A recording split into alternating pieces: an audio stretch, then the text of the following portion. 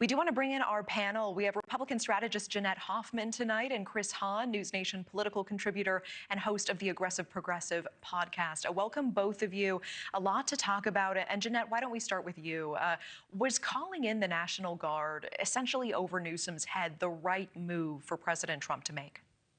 Well, I think it was. I think President Trump looked to cooperate first with LA Mayor Karen Bass and then with Governor Newsom, but they didn't respond in time. I think what you're seeing on the screen, I don't know how anyone can categorize that as a peaceful protest. The LAPD was called in, didn't respond for hours. ICE agents, their lives were at risk. This has put a lot of people in danger here. And I think no one wants a repeat of 2020, the George Floyd riots, where cities burned. The city of Minneapolis was on fire for 2 days before Governor Tim Walz called in the National Guard to take control of the city. So unfortunately, I think it was the right call here. And I think our political leaders, Democrats and Republicans, owe our federal law enforcement the right to say we need peaceful protest, not what we're seeing here, not things like death to ICE and calling for the death of law enforcement agents. It's frankly unfortunate, and it's frightening to me. Chris, what is your take here? I mean, we hear Gavin Newsom and, the LA mayor basically echoing that this is for spectacle. And this is the first time since 1992 the National Guard was federalized. What type of message is Trump trying to send with this move? I mean, he's trying to send the message that he's a strong man. That's exactly what he's doing here. There's a reason why the National Guard doesn't get federalized without the request of the states in this country. Look, we weren't alive during Kent State, but we've all understood what happened there. And God forbid one of these soldiers that Trump sent there takes the life of a protester, a peaceful protester. Look, I get it. There are some people in that crowd who are definitely not peaceful protesters. That's very plain to see. But the city of Los Angeles had it pretty well contained last night. And now the protests have grown in response to Trump. Politically in this country, there is going to be a reckoning for what is going on here.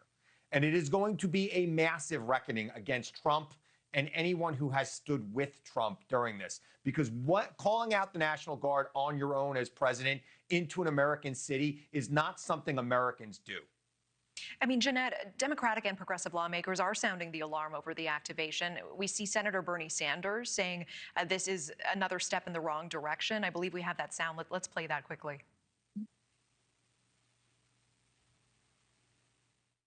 We have a president who is moving this country rapidly into authoritarianism. This guy wants all of the power. He does not believe in the Constitution. He does not believe in the rule of law. My understanding is that the governor of California, the mayor of the city of Los Angeles, did not request the National Guard, but he thinks he has a right to do anything he wants. And we have the response to that later in the day, President Trump responding to a question about sending in troops despite not invoking the Insurrection Act. Let's take a listen to that. Well, we're going to have troops everywhere. We're not going to let this happen to our country. We're not going to let our country be torn apart like it was under Biden. So, Jeanette, any credence to Sanders' claims?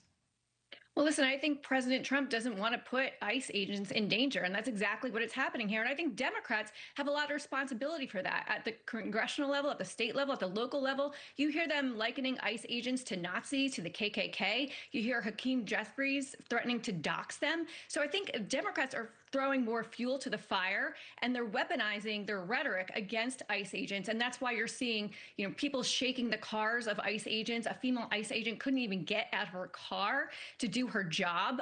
I mean, what's happening is frankly frightening. And what the ICE agents were doing in this ICE investigation here, they locked up 118 criminal migrants, people who were arrested on drug charges, on endangering children, on smuggling human traffickers, gang members, you name it. I mean, this was a very lawful investigation and raid here. And unfortunately, the riots that ensued, threatening agents, I don't see what other choice that the president had if the mayor, if the governor, if the LAPD were not going to cooperate than to take the situation under control. I mean, Chris, your thoughts on Sanders' claims and Trump's comments?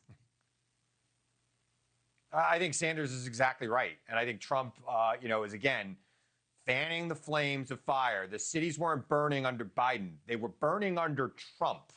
Thank you for watching. Subscribe below and download our NewsNation app right now on your phone, and you will get fact-based, unbiased news for all Americans.